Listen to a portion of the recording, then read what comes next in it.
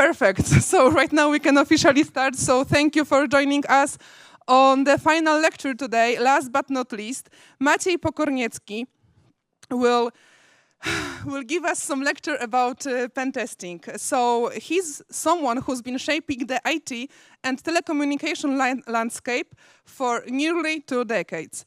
Maciej started building awareness about cybersec back in the days when people were convinced that an alien invasion was more likely to happen than hacking attacks on their application. He's deeply passionate about penetration testing, red teaming, and security testing, not as a job, but as a craft also. Let's give a warm welcome to Maciej Pokorniecki. Maciej, the stage is yours. Thank you. Hello, everyone.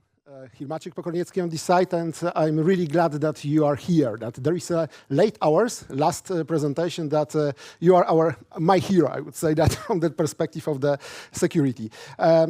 Topic of today that there is actually a little bit, I would say that, looking for that penetration testing and security by design, trying to compare these two approaches and showing which actually is the most desired in that real life.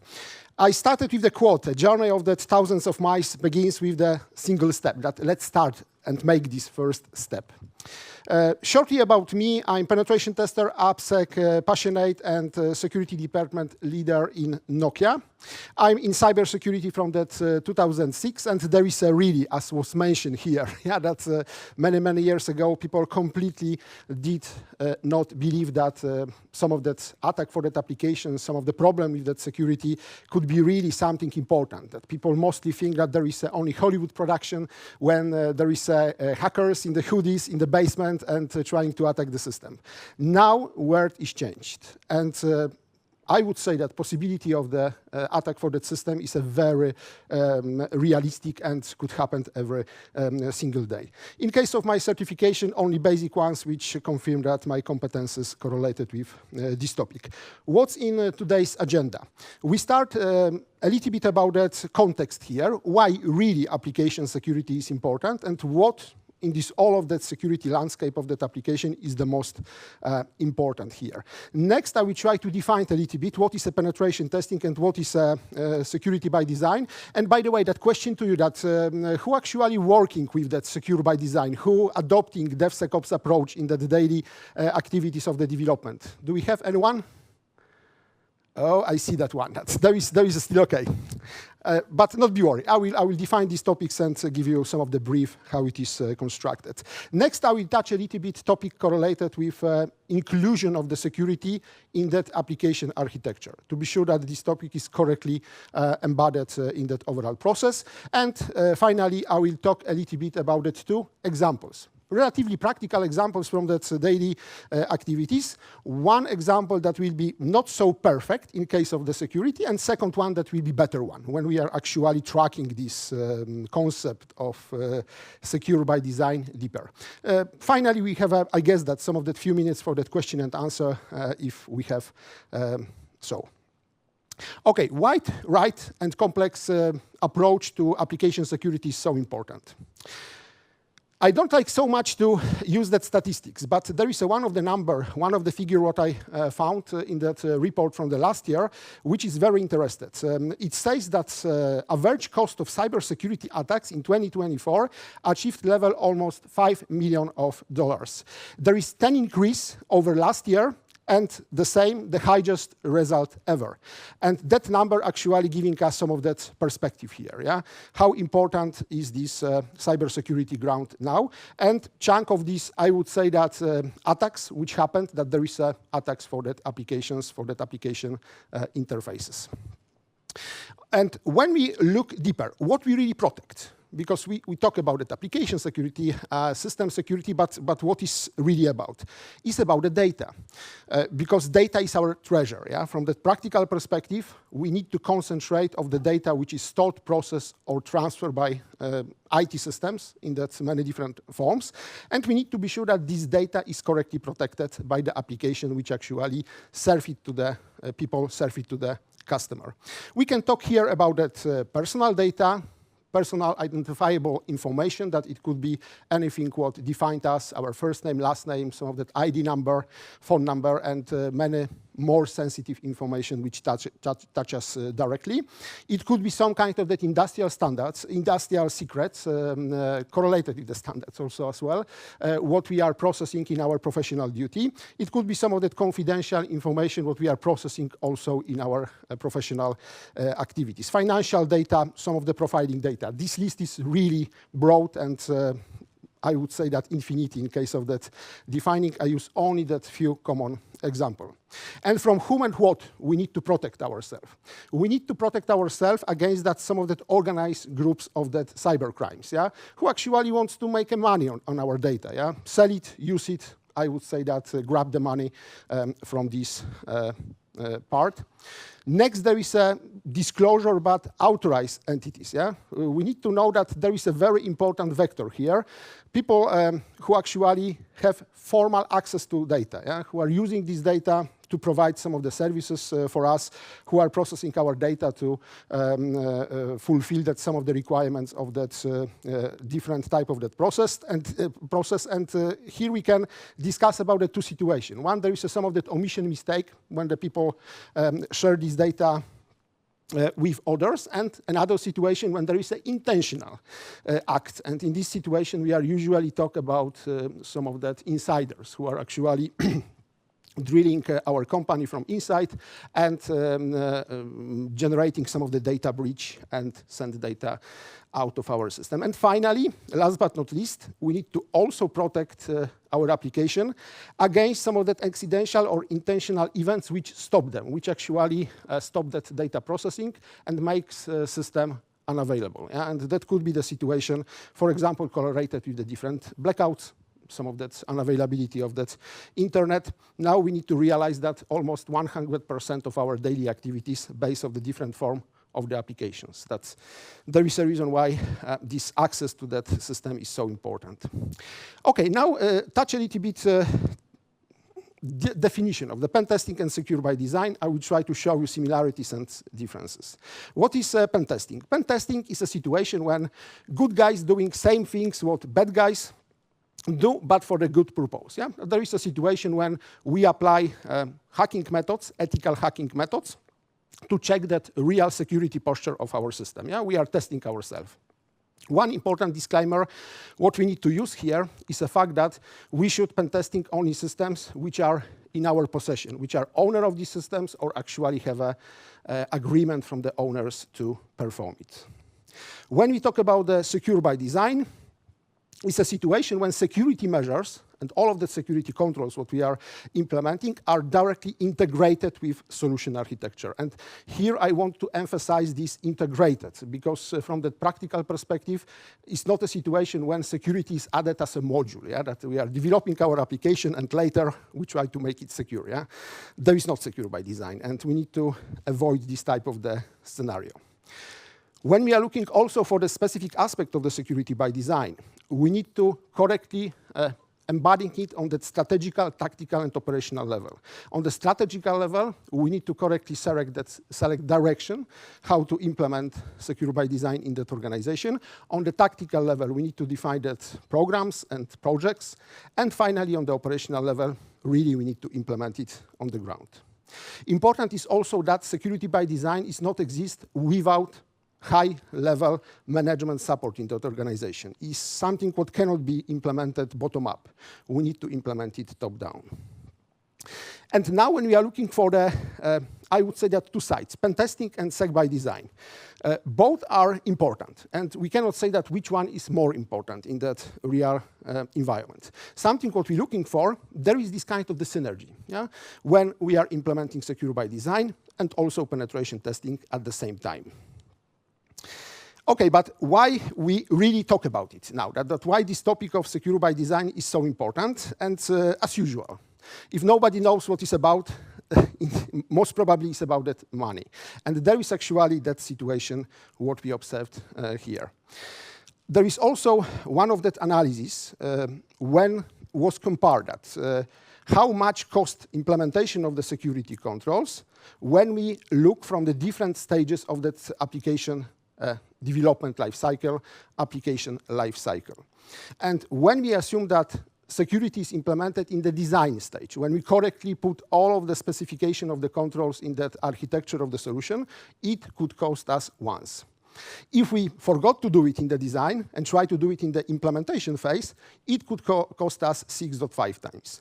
If we try to do the same in the testing phase, 15 times. And if we completely forgot about the security in the software development life cycle and try to implement it in that maintenance, in that operational phase of that application lifetime, it could cost us even 100 times more. Why these numbers are looked in this way and why that cost is so high when we try to do it in that maintenance? You can imagine that we have situations. Some of that hacking group attack our systems. Yeah, there is a very urgent case to, I would say, that make a proper action to get application. I would say that available again and mitigate that all of these negative causes of that attack here. And there is the point when we need to invest, I would say, that a lot of money in that one moment of time in that very non-optimal way. Yeah? That there is actually the reason why this cost could be so high. What is the conclusion here? We need to protect early through that secure by design and test often, yeah, because there is this kind of that synergy and some of the complementary between that penetration testing and secure by design. And to not scare you so much, I would say that from the practical perspective, I try to use here some of that common example of that iceberg, which is very often used in the different context. And when we look for this part of the iceberg, which is, I would say that over of the surface of the water, there is, as usual, some of that beautiful interface of that application, comprehensive functionality, everything what is visible for the end users.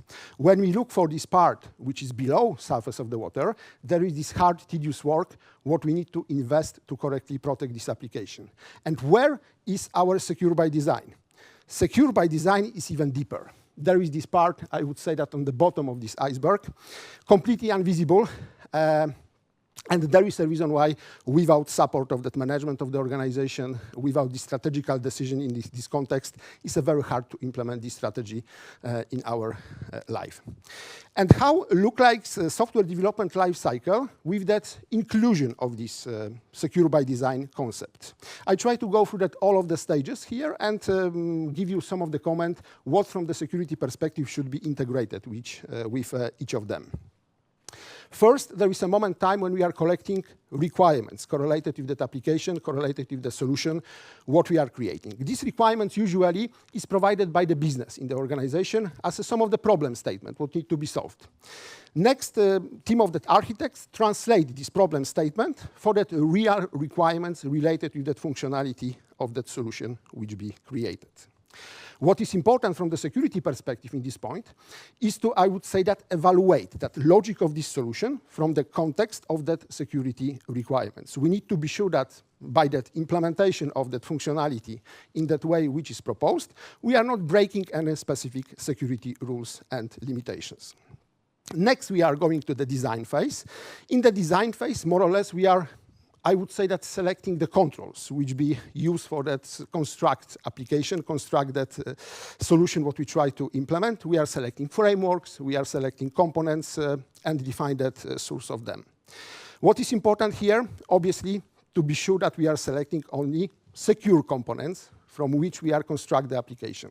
Practical example, if we have some of that very exotic library used for that specific solution where we completely don't know if there is updates provided for this library.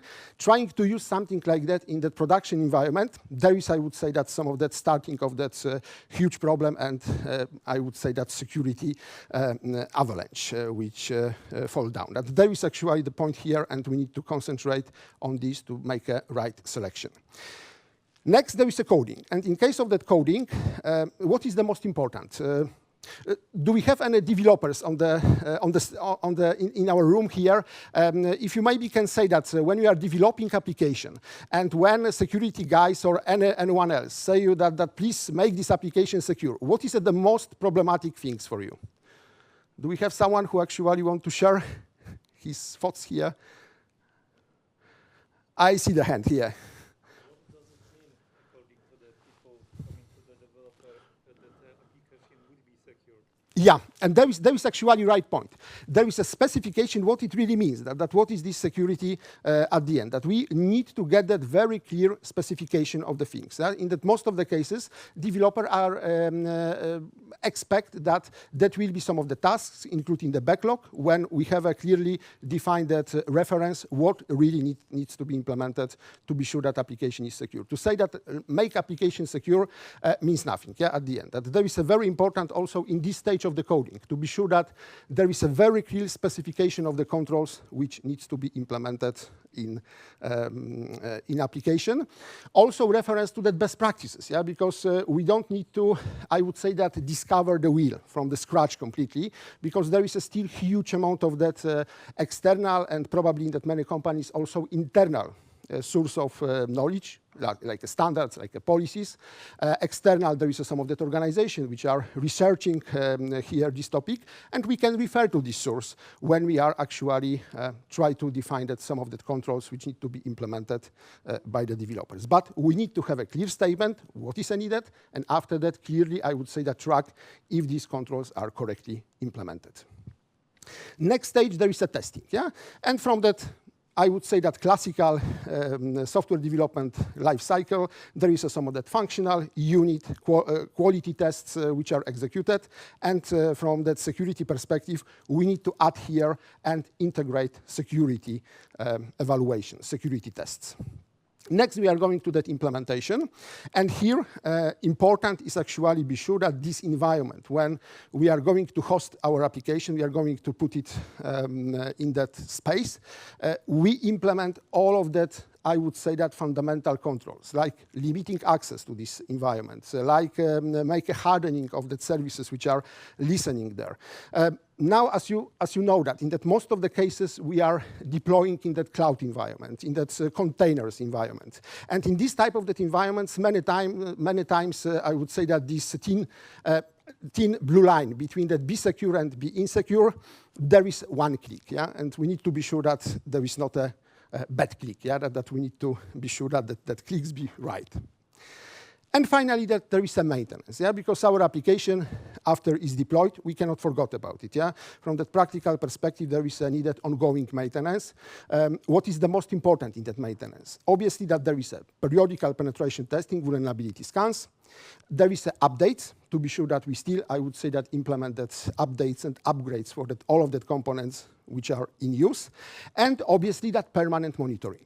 Monitoring is needed actually to discover all of these early stages of that potential security attack for our application, and there is something what is now in that current days must to have. Okay, but go to the shore. Trying with these two examples, what I mentioned to you, I will show to not be in this theory work, but also look from that some of that practical flow. In the first example, I will show you, I would say that some of that common average from the market, based on my observation, based on my talk with the different people, how currently in that most of the cases that security is addressed by the development team and how it works. We will discuss also when we have this, you know, that some of the strength point and when we have some of the gaps, some of the weak points in this approach. First of all, architects come with that software concept, going with this to the developers and ask developers to propose some of that way how that application could be constructed. And there is a first problem here. Many times there is a fragmented consultation with security team. Not due to the fact that developers doing something wrong, but due to the fact that in that many cases that the path of that consultation here is absolutely not defined in the organization. And there is, I would say, that huge problem. What developers are doing in this case? They are creating concept of this software from that things what are known for them, from that, you know, that technology what they are using in the daily manner. What is not necessarily bad, yeah? But from that practical perspective, many times these natural habits correlated with the creation of that application are killing security. That there is actually the point here, and we need to have a clear view. I don't want to generalize here because we have also very good examples here when developers through that many years of that exposure for the different types of that you know, security requirements implemented controls perfectly. But when we look from the global perspective, it could generate huge problem. Next, we are make a build of that application, perform that functional and quality tests. there is a rarely situation when we integrate here that security test. Next, there is a merge request and deploy in the test environment. And in that some of the good situation, when we have some of the security team on the backstage, there is a moment of time when security guys jumping off and perform some of that random test of security of this environment. What is a problem here? Usually, these people coming with that zero knowledge of that architecture of the target solution, yeah? that they completely don't know. What is the frameworks used there, how this application is shaped, how looks architecture of this application, performs of the random test, creating multi-pager report, and communicating this multi-pager report to the developers. Developers are extremely unhappy. Back to that testing team, security testing team, and say that there is many false positives in that report. Yeah? False positives that there is a type of that vulnerabilities which are reported, but are really not existing in the target environments. Practical perspective, they are reporting to them that you have a gap in the engines, yeah? But they back, no, we are using IIS. Yeah? That there is some of the things what could happen here from that practical perspective, and there is action with generating confusion, and also we are wasting time.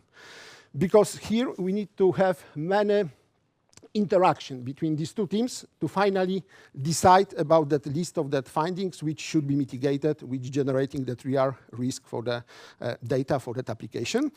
Developers are implementing it, and we are, I would say that respectively repeat this loop here at the end. That there is my, I would say that observation when I work, as I said, that with that some of that external development teams who are developing application. It's not, I would say that from that practical perspective, it's not in this way that it doesn't work. At the end, you know, when this model is applied at many times, it somehow works. But there is a problem here to say that there is a complex and target solution. Where we have the most important element here and some of the conclusion. Application in that natural way is not perfectly protected. First of all, this process is very, very slow. If something is slow, usually it's expensive.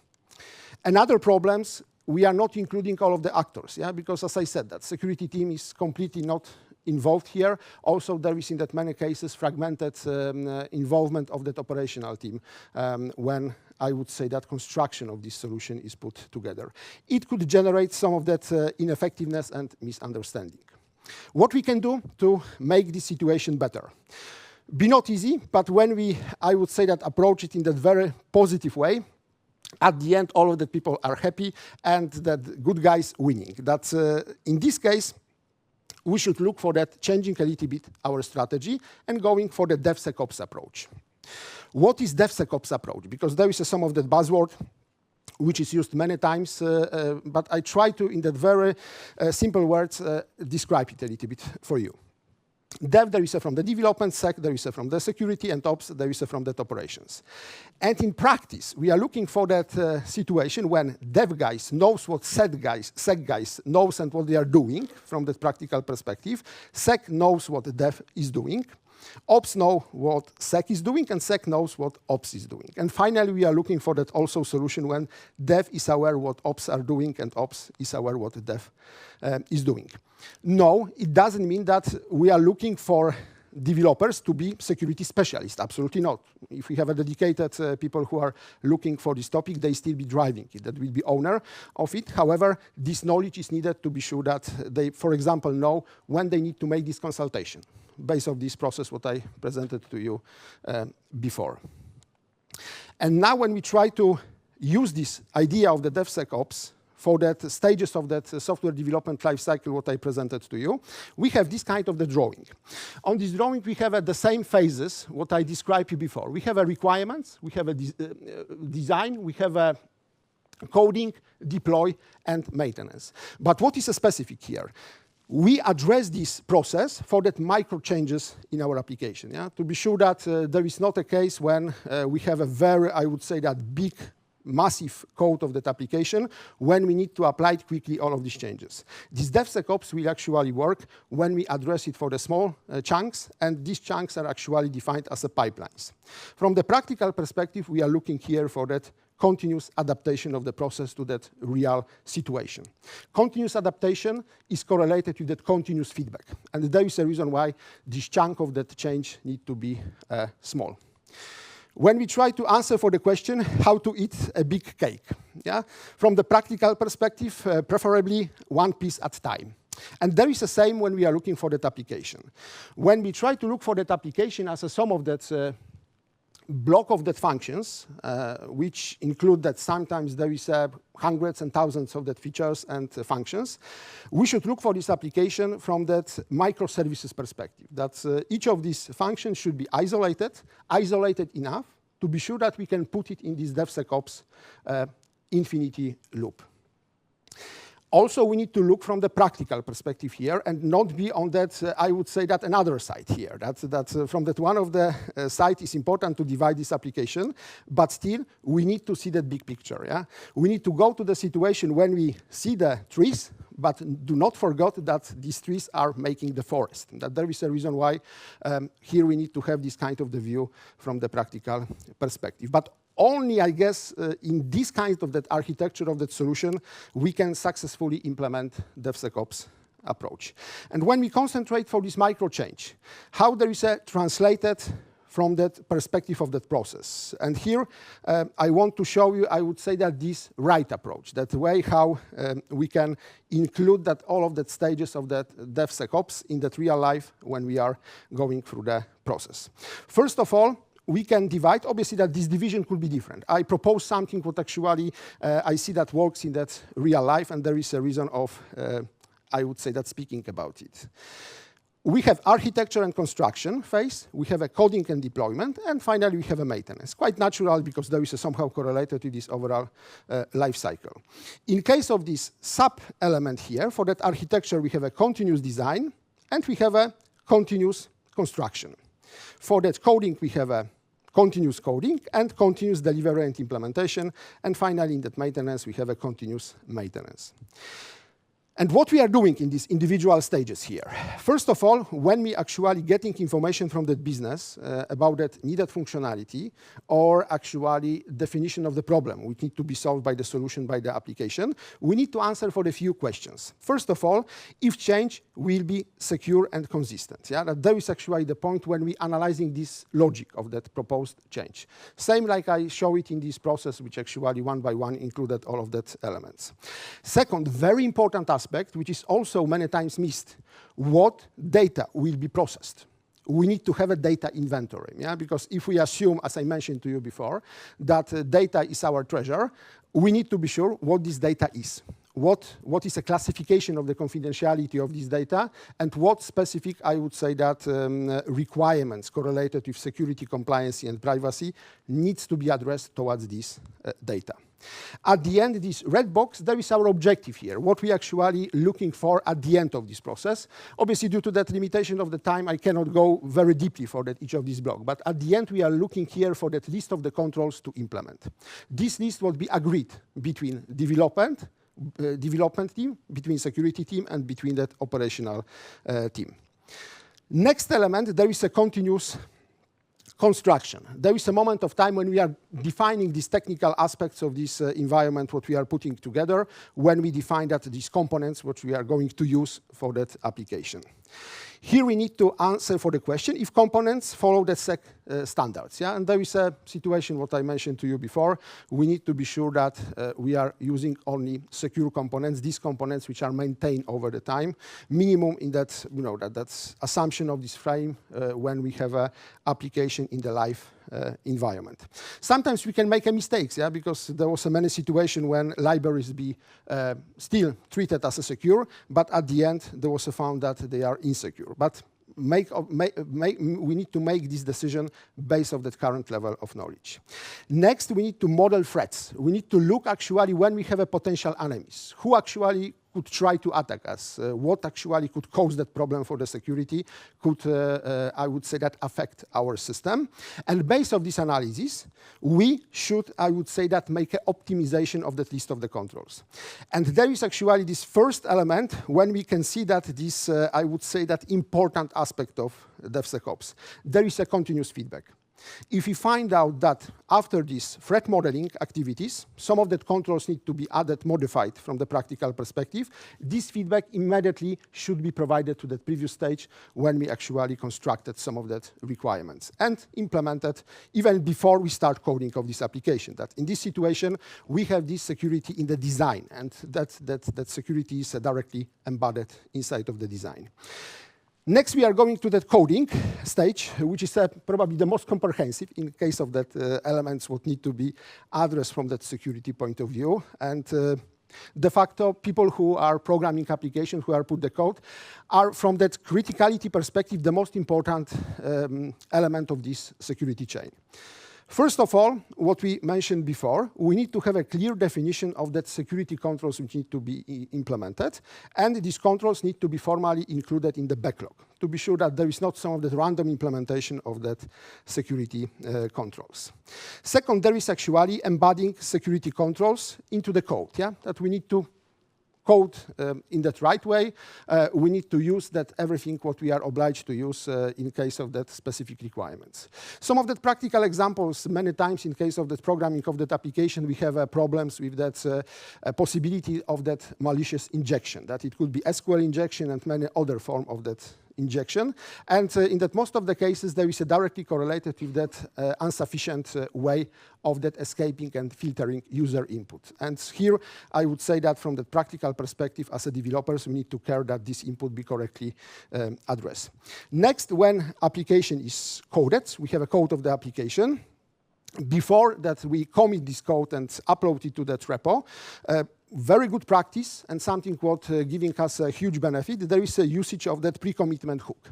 Pre-commitment hook, that there is some of that functionality which is directly implemented usually of that IDE environment, that this framework which is used by the developer to the developed application, and can capture all of that, maybe not all of that, but many security gaps still before actually code is committed and uploaded to the repositories. Next, after commitment and uploading code to the repo, something what should happen, there is a secret scans and secret management.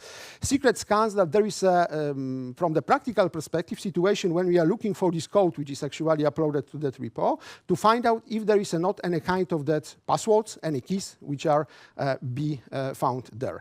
There is a huge problem because in case of that GitHub, GitLab, there was a many situation when in that public repositories was found some of that passwords which after that be this starting point of the snowing ball in case of that security attack and data leakage. And here we need to use that common, I would say, that practice of that programmers to not mixing data with code. Next element, there is a software composition analysis, because from the practical perspective, we need to be sure of what actually was really used when application was created, and we need to track that all of that known vulnerabilities, which are somehow be found over the time in the components which are used for that application construction. And there is actually part when software composition analysis is giving us the most benefit. Next element, there is a static code analysis. In this kind of that activities, usually named as a SAST, we are reviewing code of the application and looking for that some of that security gaps. And here, to refer to the same one what I said about that potential injection point, usually static code analysis give us a chance to quickly discover some of the problems with that handling of that user input to the particular function. I will talk about it a little bit later, but usually people use the DUST. There is a dynamic security assessment, and saying that there is something what from the practical perspective solve all of the problems. It isn't true, because in case of the SAST, we are looking for the application in that way when we trying to go in that inside-out approach, starting from the code and analyze the code. Also for that series of the vulnerabilities, this type of that analysis is much effective when we compare it to the DUST activities. At the end of that continuous coding, we are looking for that change, which actually we are here discussed, is ready for the deploy. And next we are jumping to the deploy, delivery and implementation phase. Here, what is important for us, we need to be sure that environment, containers, if we are using that containerized environment, are correctly hardened and protected. Here we are looking for the different perspective, also to make some of the practical examples. We need to be sure that this networking, which be used for that, I would say that communicating our containers with that external world is correctly configured, that there is not a bad configuration like, that some of that routing and end-to-end, which actually from the practical perspective could cause problems and expose our interface in that way, what we not assume is a correct one in this situation. It is also hardening of the services what we are using to host application, make a proper configuration of that function of these services. Also from that very practical perspective, in case of that hardening of that application, there is, for example, changing of that default passwords. Yeah, sometimes people forgot about it and use the same password many times, or actually use some of the default passwords in that environment, which be used for that hosting of the application.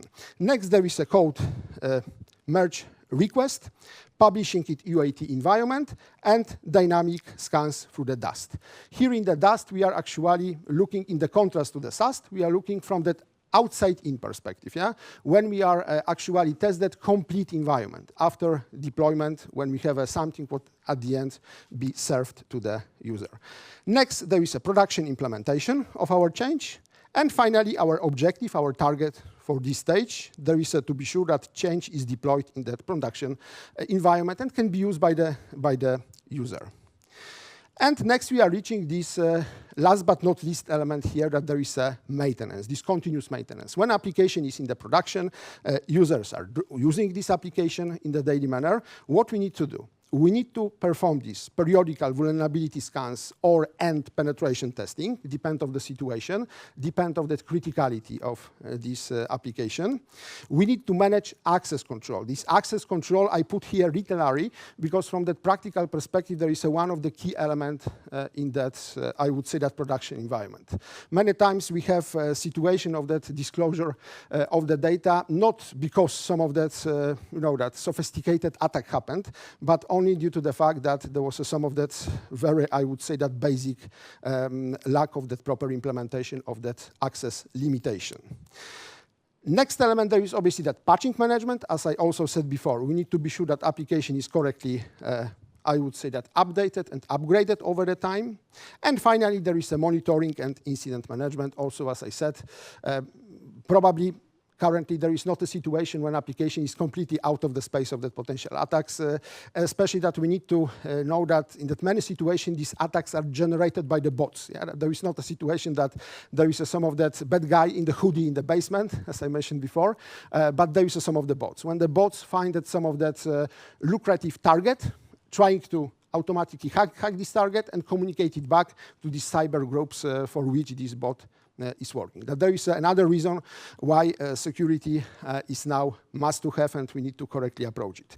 If we be able to capture relatively quickly that something wrong is happening, some of that unusual activities related to the scanning happening on our host, there is some of the suspicion that maybe we have some of the zero-day, that we have some of that gaps in the security measures or some of that unpatched services, which is, I would say, that interested for that particular bot. That there is a reason why this monitoring is needed, because only in this situation we can quickly react for that situation. And what is our objective? Quite natural, that at the end, functions is introduced in that target environment, and there is a security managed over the time. Important aspect, as I mentioned to you before, there is this continuous feedback, which needs to happen all of the time. How important this continuous feedback is very visible, I would say, that in case of that capturing some of that findings from the SAST phase. Yeah? If developers put some of that code of that application to the repo, and if we have this micro change, and the SAST happened, I would say that few minutes after that commitment happened, we can back to that developer quickly with the feedback. Still, when he or she remember what actually be changed in that application and can quickly make a proper correction. Okay, let's make a summary of the presentation.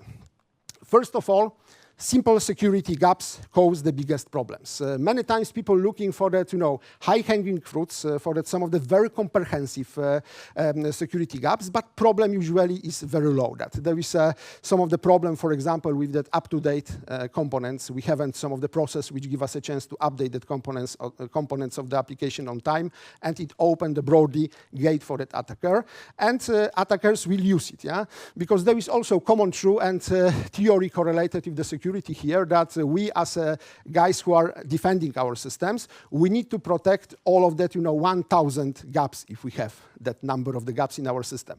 Hackers and attackers need to use only one, yeah, and there is enough to compromise our system and cause that significant problems.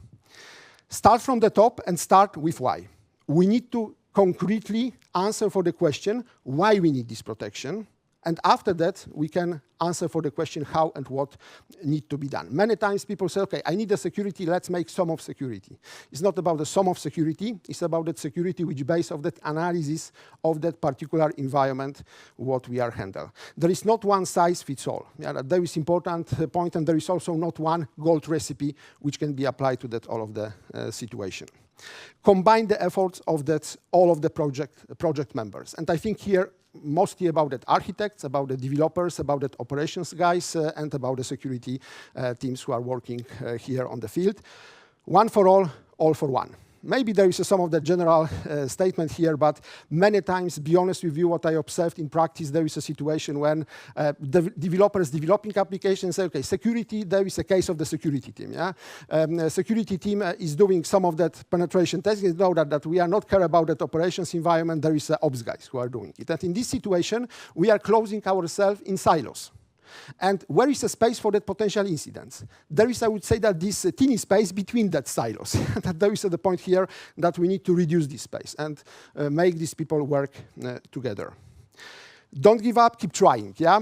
I usually say that word needs sec heroes, yeah? That currently gap on the security market is huge, yeah? And we probably never be on the position when we can fulfill this gap.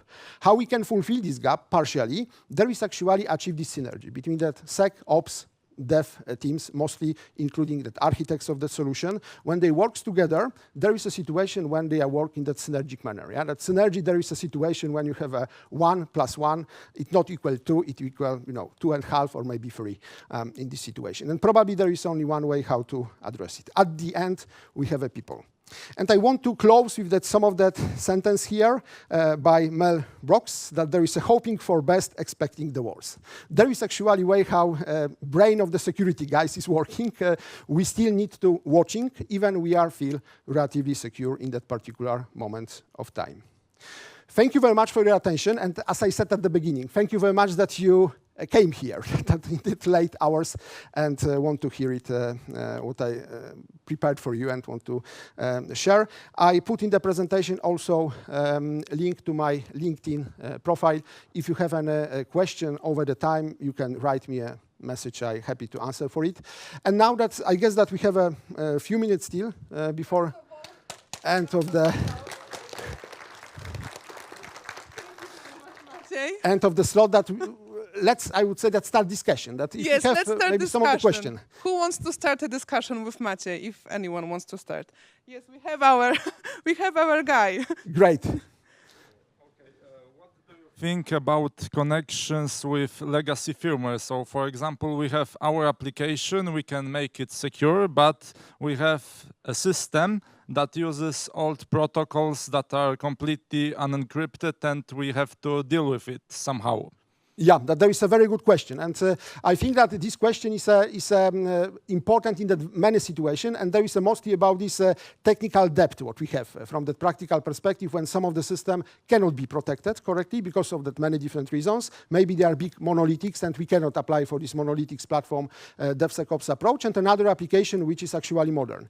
I think that only one way there is somehow proxying this old application. So we be not able to make a correction of the code, we not able able to make this application better. Yeah, maybe in future when that will be replaced by the other system. But what we can do, we can actually put that from the practical perspective, some of the fence around this application and limiting access to this application through this fence. That there is a many solution. Microsoft in Azure has this type of that proxy which can be implemented, and also on the market we have other solution. But probably there is only one thing what we can do here in that realistic manner: pointed it as a risk and escalate it to the management. Yeah. Yeah, because the current solution, for example, for some old embedded devices where you have, for example, 32 or 64 kilobytes of space to do things, was to put them in a box with some keys locked and things like that, and connect just with some cables and restrict access to that. And there is the right approach. That was the current solution. You'll be not able to do anything more. That, be honest with you, that from the practical perspective, that there is from the technical point of view, from that management, or I would say that operational point of view, we need to highlight it, yeah, and show to that management that we have this level of the risk. Maybe this risk is partially reduced, and this residual risk is lower than this initial one, but yeah, that there is still risk. Okay, thank you. Anyone else would like to start a discussion with Maciej? There we have a question, Yes. I guess. Na końcu po prawej. There was a light blinding us. Sorry for that. Thank you for your talk. I have a question. Like, my work situation is that we don't do the ops ourselves. We produce the software in some sense, we sell it to customers, and they do it themselves. And there's a gap, and this gap has to exist for good reasons as well. How can you create this feedback loop with a completely outsourced operations team, or like in this kind of situation? There is also a good question, because currently this, I would say that supply chains used for that, I would say that managing application over the time are sometimes relatively long. Something what we can do, and first element what we need to do here, there is have a very clear contractual obligations which are actually agreed with that vendor. In these obligations, you should include that rights to make a second site audit. In this particular relationship, you should audit and test this environment which is created and managed, or in your situation managed from that operational perspective, and actually pointed out the gaps based on the result of that audit. Probably there is all what you can do in this situation, but there is also very strong, because in this point of view, you have a very, I would say that, clear facts and evidence that systems are not correctly protected. In case of that security testing, you know that there is some of the benefits for the penetration tester and for people who are doing it, because you have a physical evidence, yeah, that you perform the scan, you make a screenshot, you have evidence that the gaps is really existing there, you put it in that report and communicating it to the proper parties. That there is actually that point, and we should use it, yeah, should use this method in this particular situation. Thank you. Okay, thank you very much. Maciej, you can sit down, because right now I still have some announcements. So huge round of applause, because there's so little of us.